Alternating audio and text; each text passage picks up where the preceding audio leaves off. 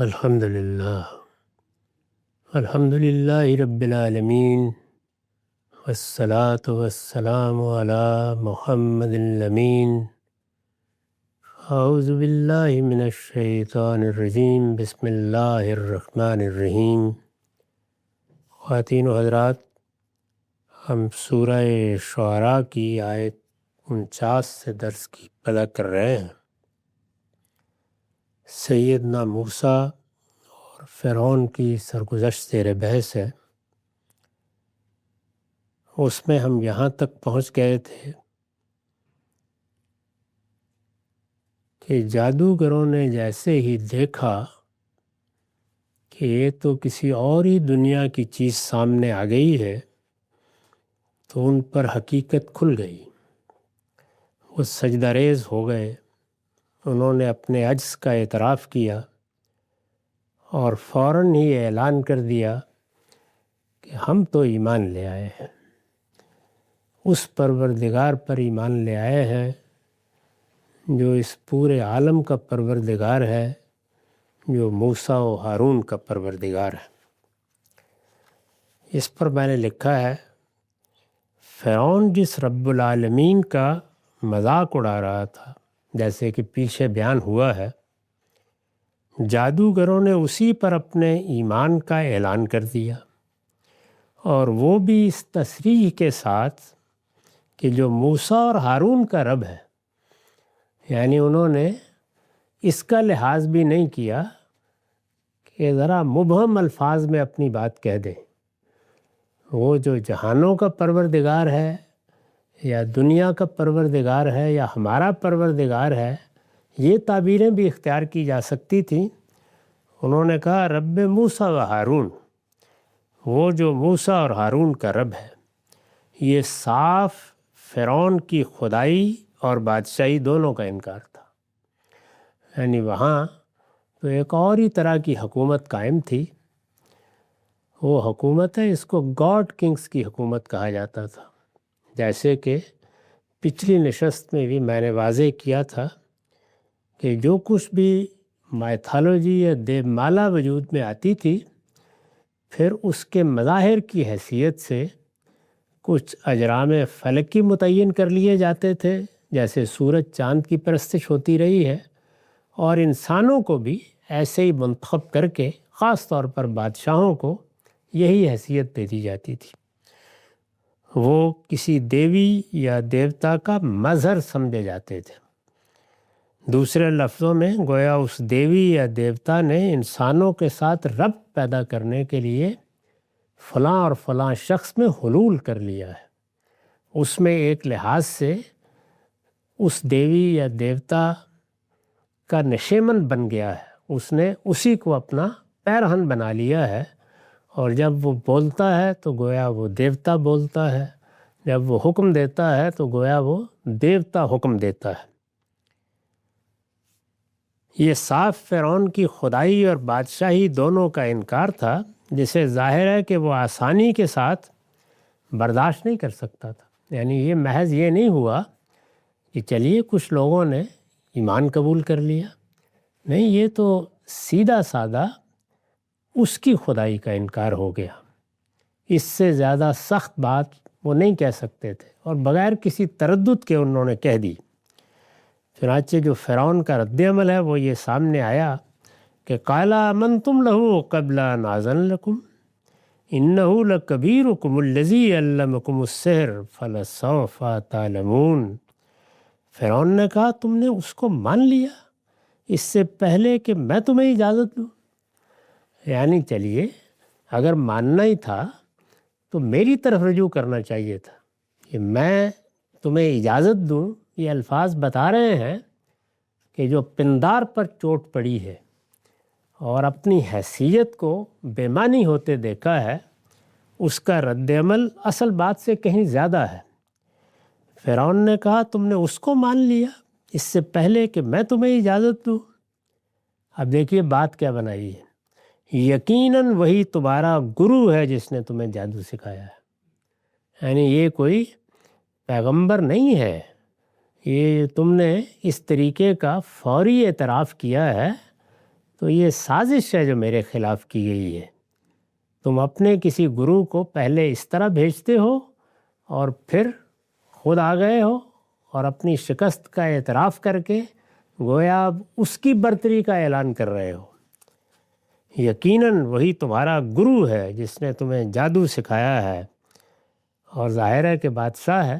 فَلَسَوْفَ تَعْلَمُونَ، سو ابھی جان لو گے کہ اس کا نتیجہ کیا ہے۔ یعنی اب میں تمہیں بتاتا ہوں، تمہارے ساتھ میں اب جو کچھ کروں گا تم اس کو جان لو گے۔ کیا کرے گا؟ وہی جو بادشاہ کیا کرتے ہیں۔ چنانچہ اس نے اعلان کیا فَلَسَوْفَ تَعْلَمُونَ، سو ابھی جان لو گے کہ اس کا نتیجہ کیا ہے۔ لَأُقَطِّعَنَّ أَيْدِيَكُمْ وَأَرْجُلَكُمْ مِنْ خِلَافٍ وَلَأُصَلِّبَنَّكُمْ أَجْمَعِينَ۔ دنیا میں قدیم ترین زمانوں سے بادشاہ کے خلاف، ریاست کے خلاف، حکومت کے خلاف بغاوت کی سزا اس نے بیان کر دی۔ یعنی اس نے سزا سے معلوم ہوتا ہے کہ اسی پر اس کو محمول کیا۔ ہمارے ہاں بھی یہی سزا ہے۔ چنانچہ قرآن مجید نے سورہ مائدہ میں یہ بتایا ہے کہ لوگ اگر نظم ریاست کے خلاف اٹھ کھڑے ہوں، بغاوت کر دیں، امن و امان کو اپنے ہاتھ میں لے لیں، نظم کو قبول کرنے کی بجائے نیوسنس پیدا کر دیں، لوگوں کی جان مال آبرو کے درپے ہو جائیں، تو یہ فساد فی الارض ہے۔ اس کی سزائیں یہی بیان ہوئی ہیں۔ تو اس نے کہا کہ میں تمہارے ہاتھ اور پاؤں بے ترتیب کٹواؤں گا۔ لَأُقَطِّعَنَّ أَيْدِيَكُمْ وَأَرْجُلَكُمْ مِنْ خِلَافٍ وَلَأُصَلِّبَنَّكُمْ أَجْمَعِينَ، اور تم سب کو سولی چڑھا کر رہوں گا۔ یعنی یہ اب تمہاری سزا ہے۔ جو ریاست کے باغیوں کی سزا ہوا کرتی ہے، تم پر اب اس سزا کا نفاذ ہوگا۔ تم نے مجھ سے بغاوت کی، میری حیثیت کو ماننے سے انکار کیا، میری اجازت کے بغیر مجھے اس طرح سے رسوا کر ڈالا۔ اب دیکھو میں تمہیں کیا سزا دیتا ہوں، اور وہ تمہاری یہ سزا ہوگی۔ اس کی وضاحت میں حاشیہ ہے۔ اوپر جادوگروں کے جس اعتراف حق کا بیان ہے، یعنی پیچھے یہ بیان ہوا تھا کہ جادوگروں نے کس طرح سے اپنی عاجزی کا بھی اعتراف کیا اور حق کا بھی اعتراف کیا۔ اوپر جادوگروں کے جس اعتراف حق کا بیان ہے، اس سے مجمع پر جو اثر پڑا اور فرعون اور اس کے درباری جس طرح رسوا ہو کر رہ گئے، اس کی خفت مٹانے اور بگڑتے ہوئے حالات کو سنبھالنے کے لیے یہ اس نے کائیاں سیاسیوں کی طرح فوراً ان پر سازش کا الزام رکھ کر سزا سنا دی۔ یعنی عام طور پر جو سیاسی مزاج کے لوگ ہوتے ہیں وہ اسی طریقے سے اپنے دشمنوں کو گھیرتے ہیں، ایسے ہی الزامات لگاتے ہیں۔ اسی طرح جھوٹے الزامات لگا کر ان کو گرفتار کرتے، پھانسیاں دیتے، جلاوطن کرتے، اور ایسے اقدامات کرتے ہیں کہ ان کی حکومت کو کوئی چیلنج کرنے والا نہ رہے۔ تو اس نے بھی یہی کیا اور سازش کا الزام لگا دیا تاکہ اخلاقی برتری بھی قائم رہے۔ اس نے کائیاں سیاسیوں کی طرح فوراً ان پر سازش کا الزام لگا کر سزا سنا دی ہے کہ یہ سب تمہاری اور تمہارے گرو موسیٰ کی ملی بھگت ہے۔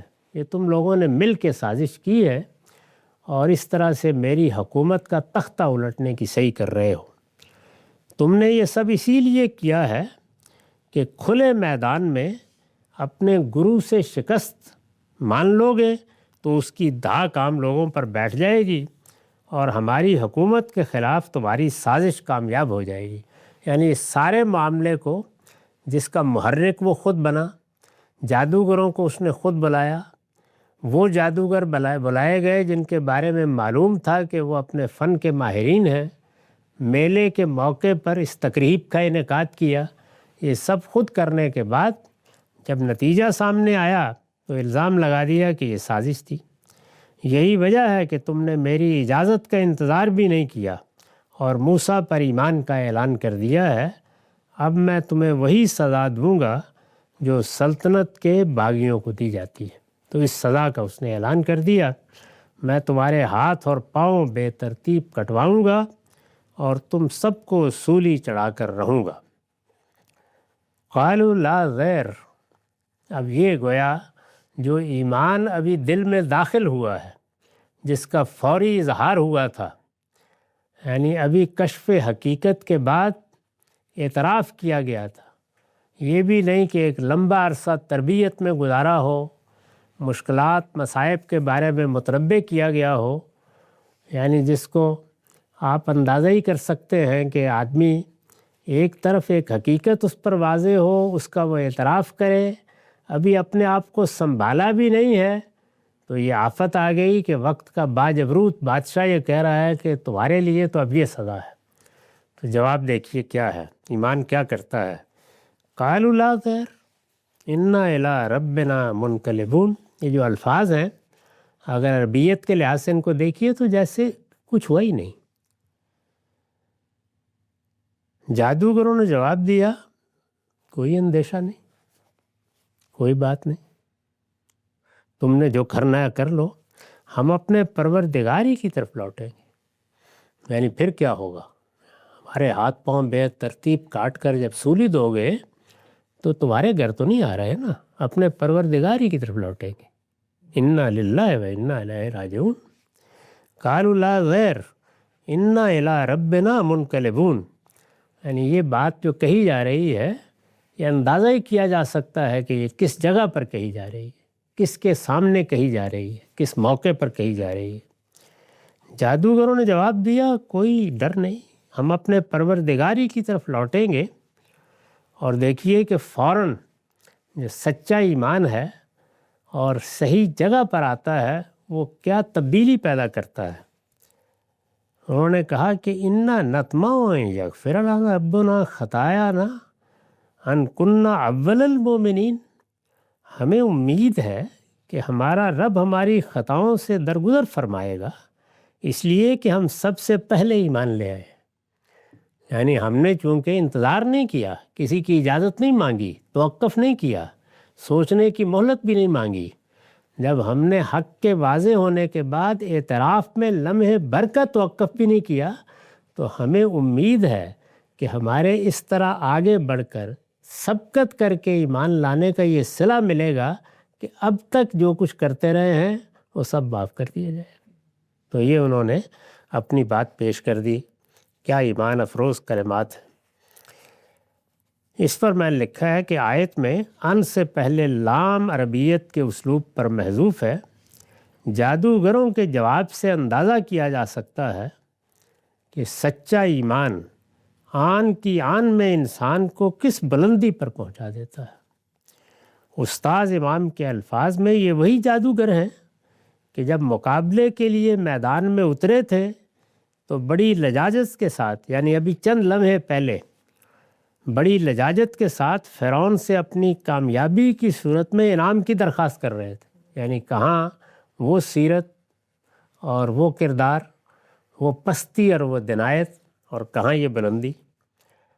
یہ وہی جادوگر ہیں کہ جب مقابلے کے لیے میدان میں اترے تھے تو بڑی لجاجت کے ساتھ فرعون سے اپنی کامیابی کی صورت میں انعام کی درخواست کر رہے تھے۔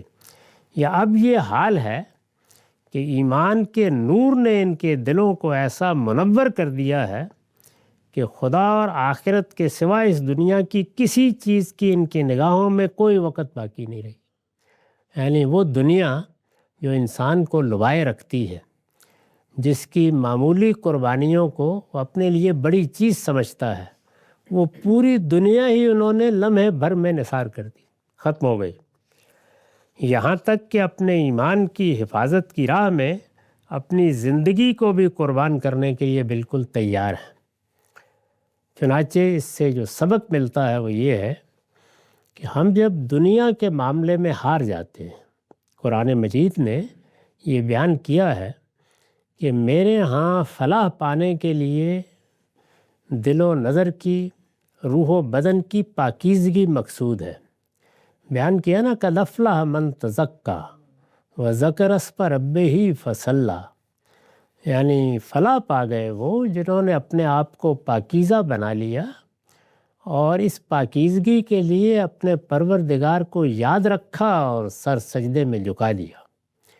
تو تزکیہ، پاکیزگی، ظاہر ہے یہی مقصود ہے۔ اس میں یہ بیان کیا گیا ہے کہ وہ اس دنیا کی زندگی کو کیا حیثیت دیتے تھے۔ توسرون الحیات الدنیا، یعنی جو لوگ اس تزکیے کے لیے قدم آگے نہیں بڑھاتے، کیوں نہیں بڑھاتے؟ اس لیے کہ وہ دنیا کی زندگی کو ترجیح دے رہے ہوتے ہیں۔ تو اصلاً آخرت کا یقین کس درجے میں ہے؟ پیغمبر تو آ کے منادی کر دیں گے، وہ اسی لیے آتے ہیں کہ لوگوں کو بیدار کریں، خبردار کریں اور یہ بتائیں کہ ایک دن آنے والا ہے جب تم اس دنیا کی سب نعمتوں کو چھوڑ کر اپنے پروردگار کی بارگاہ میں حاضری کے لیے روانہ ہو جاؤ گے، اور پھر ایک طرف سے ایک حجاب اٹھے گا اور دوسری طرف تم اس بارگاہ میں کھڑے ہو گئے۔ وہ بتاتے ہیں، لیکن انسان اس بات کو سن کر رکھ دیتا ہے، یا اگر پہلے سے مانتا بھی ہو تو خیال کرتا ہے کہ اچھا ہے، ہوگا، کچھ نہ کچھ تیاری ہم کر ہی لیتے ہیں۔ اگر وہ یقین کے درجے میں مان لے کہ میری موت اصل میں ایک نئی زندگی میں داخلے کا دروازہ ہے، اور اس زندگی کے بارے میں کوئی ادنا تردد بھی باقی نہ رہے، یہ اپنے اندر جھانک کے دیکھنا چاہیے، تو پھر دنیا میں جو قدم قدم پر دنیا اور آخرت کے تقاضوں میں فیصلہ کرنے کا مرحلہ آ جاتا ہے۔ وہ چھوٹی چیزیں بھی ہوتی ہیں، وہ بعض اوقات بڑی چیزیں بھی ہوتی ہیں۔ یہاں زندگی ہار دینے کا موقع آ گیا ہے۔ تو جس درجے میں ایمان محکم ہوگا، اور وہ اسی وقت محکم ہوتا ہے جب وہ کسی تردد کے بغیر ہو، جب اس میں کوئی شائبہ شک کا باقی نہ رہے، یہ چیز جیسے ہی انسان کے وجود کے اندر راسخ ہو جاتی ہے، پھر اسی طرح کا اظہار ہوتا ہے۔ تو یہ بتایا گیا کہ اصلی چیز کیا ہے۔ یہ بات انسان کے وجود میں اس دنیا سے بڑی حقیقت بن کر راسخ ہو جائے کہ میرا پروردگار ہے اور آخرت ہے۔ اسی وجہ سے پیغمبر ساری زندگی یہی منادی کرتے ہیں، یہی ان کا مقصود ہے۔ انسان دنیا کی زندگی میں اتنا غلطان ہے، اس کو اتنی اہمیت دیتا ہے، اس کے مسائل کو اتنا حقیقی سمجھتا ہے کہ دین کی دعوت بھی اس کے سامنے پیش کی جائے تو وہ اس کو بھی اٹھا کر دنیا کو بہتر بنانے ہی کا کوئی نظام بنا بیٹھتا ہے۔ درحال ہے کہ پیغمبروں کی ساری دعوت کا ہدف ہی یہ ہے کہ لوگوں، ایک وقت ایسا آنے والا ہے جب تم ایک نئی زندگی میں داخل ہو گئے۔ وہ زندگی حقیقی زندگی ہے، وہ ابدی زندگی ہے۔ اس دنیا میں تم اپنے آپ کو جتنا پاکیزہ بناؤ گے، اس میں تمہارے مرتبے اور مقام کا فیصلہ اس کے لحاظ سے ہونا ہے۔ یہ چند لفظوں میں پیغمبروں کی دعوت ہے۔ ان کی پوری ہدایت اصل میں اسی کی تیاری کی ہدایت ہے۔ یعنی مجھے اپنے آپ کو پاکیزہ بنانا ہے تو کس کس پہلو سے پاکیزہ بنانا ہے؟ مجھے بدن میں کس طرح پاکیزگی اور طہارت کو ملحوظ رکھنا ہے؟ مجھے خور و نوش میں کس کس چیز کا لحاظ رکھنا ہے؟ مجھے اپنے اخلاق میں کن چیزوں کی پاکیزگی ہر حال میں حاصل کرنی ہے؟ یہی دین ہے، یہی اس کی دعوت ہے، یہی ہدایت ہے، اسی کو لے کے پیغمبر آئے ہیں۔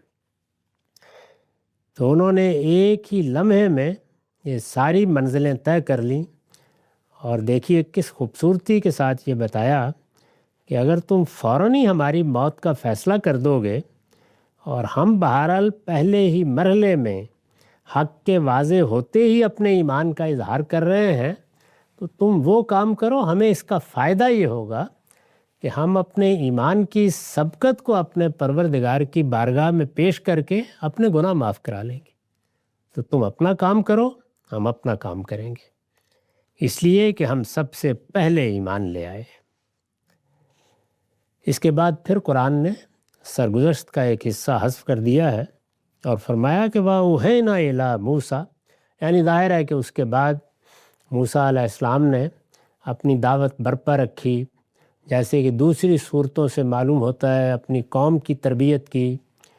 ان کے ہاں بھی اگرچہ وہ ایک مسلمان قوم تھی، لیکن بہت سی چیزیں ایسی داخل ہو چکی تھیں جن کو آپ غفلت سے، تکاسل سے، یا پھر بدعتوں سے تعبیر کر سکتے ہیں۔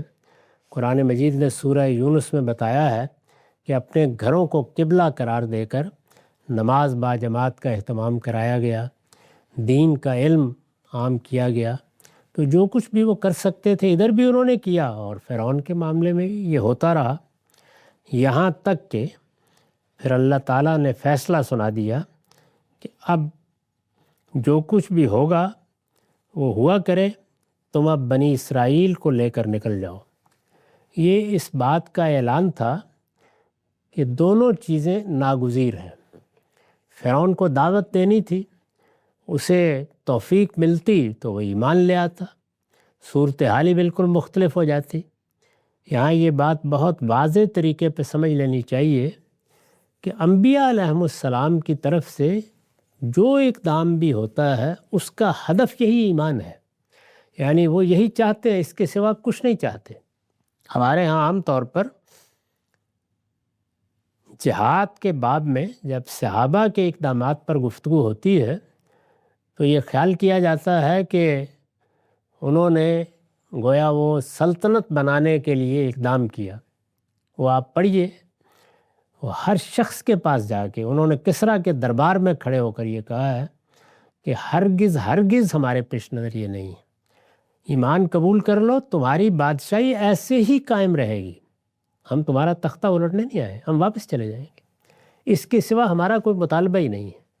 تو فرعون کو بھی سیدنا موسیٰ نے یہی کہا تھا، یعنی یہ نہیں کہ تمہاری بادشاہی میرے ہاتھ میں آ جائے گی یا میں تمہارے اقتدار کا تختہ الٹنے کے لیے آیا ہوں جیسے اس کا گمان ہے، میں ایمان کی دعوت لے کے آیا ہوں، یہ دعوت تمہارے پروردگار کی طرف سے ہے، تمہاری خیرخواہی میں پیش کر رہا ہوں، اس کو قبول کر لو۔ تو وہ قبول کر لیتا، نہیں کیا اس نے۔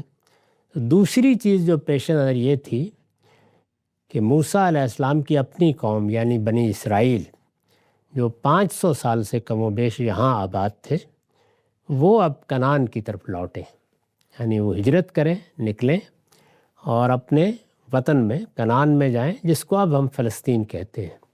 اللہ تعالیٰ نے بتا دیا تھا کہ فلسطین کا انتخاب کر لیا گیا ہے، یہاں اب توحید کا مرکز بنے گا اور میرے ماننے والے یہاں اپنا نظم قائم کر کے دنیا کو دعوت دیں گے۔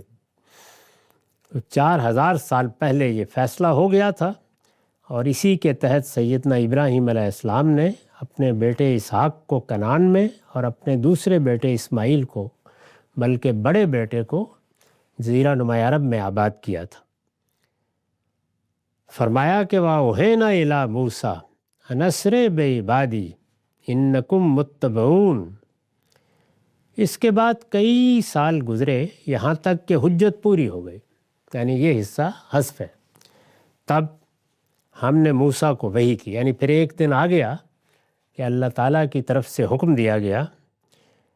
کیا حکم ہوا؟ أَنْ أَسْرِ بِعِبَادِي، میرے بندوں کو لے کر رات میں نکل جاؤ۔ یہ تو اب واضح ہے کہ بار بار کے مطالبے کے باوجود نہ اجازت دے رہا ہے نہ خود ایمان لا رہا ہے۔ ایک لمبے عرصے تک یہ جدوجہد ہو گئی، جتنی مہلت ملنی تھی مل گئی، تو فرمایا اب رات کے وقت تیاری کیجئے اور فلاں رات کو یہاں سے نکل جائیے۔ یہ لاکھوں لوگ ہیں، آسان نہیں تھا یہ معاملہ۔ تب ہم نے موسیٰ کو وحی کی کہ میرے بندوں کو لے کر رات میں نکل جاؤ، اور یہ بتا دیا کہ اگرچہ تم یہ بات بار بار اس کو کہتے رہے ہو کہ ہمیں جانا ہے، اور یہ وعدے بھی کرتا رہا ہے، اس کی تفصیلات بھی موجود ہیں۔ یعنی سیدنا موسیٰ کو 9 نشانیوں کے ساتھ بھیجا گیا تھا، قرآن نے بیان کیا ہے، اور وہ سب نشانیاں اس پوری قوم کے لیے نمودار ہوئیں۔ اس میں بہت برس گزرے، اس میں کئی مرتبہ فرعون نے وعدہ کیا کہ اب اجازت دے رہا ہوں، اب اجازت دے رہا ہوں، لیکن وہ اجازت دینے کے بعد پھر مکر جاتا تھا۔ تو فرمایا اس لیے کہ تمہارا پیچھا کیا جائے گا، یعنی یہ اس وقت بھی باز نہیں آئے گا، یہ پیچھا کرے گا۔ یہ جو طاقت اور اقتدار کا نشہ ہے، اسی طرح دولت کا نشہ، یہ بعض اوقات انسان کو بالکل اندھا کر دیتا ہے۔ وہ سامنے حقائق دیکھ کر بھی اپنی روش میں تبدیلی نہیں کرتا، اپنی خو نہیں بدلتا۔ اس پر میں نے لکھا ہے، اللہ تعالیٰ کی طرف سے پے در پے تنبیہات کے بعد، یعنی بار بار توجہ دلائی گئی، فرعون نے بنی اسرائیل کو مصر سے جانے کی اجازت دے دی تھی، لیکن بعد میں اس کی رائے تبدیل ہو گئی، اور یہ ایک سے زیادہ مرتبہ ہوا، اور اس نے ان کے تعاقب کا فیصلہ کر لیا۔ آیت سے معلوم ہوتا ہے کہ موسیٰ علیہ السلام کو اللہ تعالیٰ نے اس تبدیلی سے پہلے ہی آگاہ کر دیا تھا، اور اسی بنا پر ہدایت فرمائی تھی کہ وہ اپنی قوم کو رات میں لے کر نکلے۔ یعنی اس وقت بھی صورتحال یہ تھی کہ اس نے اجازت دے دی ہوئی تھی بظاہر، لیکن جس طرح بار بار وہ اپنی بات سے پھر جاتا تھا، اللہ تعالیٰ نے پہلے ہی بتا دیا کہ اس وقت بھی یہی ہوگا اور تمہارا لازماً پیچھا کیا جائے گا، رات میں نکل جاؤ اس لیے کہ تمہارا پیچھا کیا جائے گا۔ یہی ہوا، موسیٰ علیہ السلام اپنی قوم کو لے کر نکلے، اور جب نکلے تو کچھ دیر کے بعد ایسے کہ ہونا تھا خبر پھیل گئی۔ جب خبر پھیل گئی تو فرعون نے کیا کیا؟ فارسلہ فرعون فی المدائن حاشرین، یہ کچھ فاصلہ ہے جہاں جا کر ان کو دریا عبور کرنا تھا، وہ اس دوران میں وہ فاصلہ انہوں نے کافی حد تک طے کر لیا۔ اندازہ ہوتا ہے کہ صبح ہی خبر پھیلنا شروع ہوئی ہے، اور جب یہ خبر پھیلی تو پھر فوراً فرعون نے وہاں سے اٹھ کے بھاگ تو نہیں کھڑا ہونا تھا، اس پر فرعون نے فوجیں جمع کرنے کے لیے شہروں میں ہرکارے بھیجے۔ یعنی آج کے زمانے کے طریقے پر اس وقت باقاعدہ فوجیں بہت کم ہوتی تھیں، اگر کچھ لوگ باقاعدہ فوجی خدمات کے لیے وقف بھی ہوتے تھے تو وہ بھی اپنے گھروں میں جا چکے ہوتے تھے۔ یعنی اس طرح جیسے اب چھاؤنیاں قائم کی جاتی ہیں اور فوج ہر وقت تیار ہوتی ہے، یہ صورت زمانے میں نہیں ہوتی تھی، تو ہرکارے بھیجے گئے کہ لوگ جہاں تہاں بھی ہیں آ جائیں۔ اس میں عوام بھی آتے تھے، بعض اوقات ایسا بھی ہوتا تھا کہ جو کسان لوگ ہیں وہ اپنے پھاوڑے، اپنے کچھ تھوڑے بہت اسلحے لے کر آ جاتے تھے فوج میں، تو فوج بن جاتی تھی۔ اس پر فرعون نے فوجیں جمع کرنے کے لیے شہروں میں ہرکارے بھیجے۔ فارسلہ فرعون فی المدائن حاشرین ان ہؤلاء لشرذمۃ قلیلون وانہم لنا لغائظون وانا لجمیع حاضرون۔ ہرکارے بھیجے، اور وہ ہرکارے دوڑا دیے کہ یہ کچھ مٹھی بھر لوگ ہیں، اور کچھ شک نہیں کہ اپنی حرکتوں سے یہ ہمیں غصہ دلا رہے ہیں، اور ہم ایک ایسی جمعیت ہے جن کا شیوا ہر وقت چوکنا رہنا ہے، لہٰذا ہم انہیں کسی فساد کا موقع نہیں دیں گے۔ یہ اعلان کر دیا گیا کہ یہ باغیوں کا ایک گروہ ہے، یہ نکل کھڑے ہوئے ہیں، انہوں نے ہماری ریاست کو ہمارے حکم کے بغیر چھوڑ دیا ہے، ہم ہر وقت چوکنے رہتے ہیں، نکل گئے ہیں تو ہم ان کا پیچھا کریں گے۔ اس سارے عرصے میں وہ سفر کرتے رہے، یعنی وہ تو رات میں نکل گئے تھے، تو اب ہرکارے بھیجے گئے، لوگ جمع ہونے لگے، فوجیں اکٹھی ہونے لگیں، اور اس طریقے سے گویا ایک بڑی جمعیت بن گئی کہ اب وہ تعاقب کا فیصلہ کرے۔ اس پر میں نے لکھا ہے کہ حضرت موسیٰ کی شخصیت اور ان کے معجزات سے قبطی پوری طرح مروب ہو چکے تھے، چنانچہ فوجیں بلاتے وقت فرعون کی طرف سے یہ تمام باتیں اسی مروبیت کو دور کرنے کے لیے کہی گئی ہیں۔ مطلب یہ ہے کہ بنی اسرائیل کی حیثیت تو کچھ نہیں، مگر جہاں پہاں نہیں چاہتے کہ سلطنت میں کوئی ذرا بھی سر اٹھانے کی جرت کرے، اس لیے ان کی سرکوبی ضروری ہو گئی۔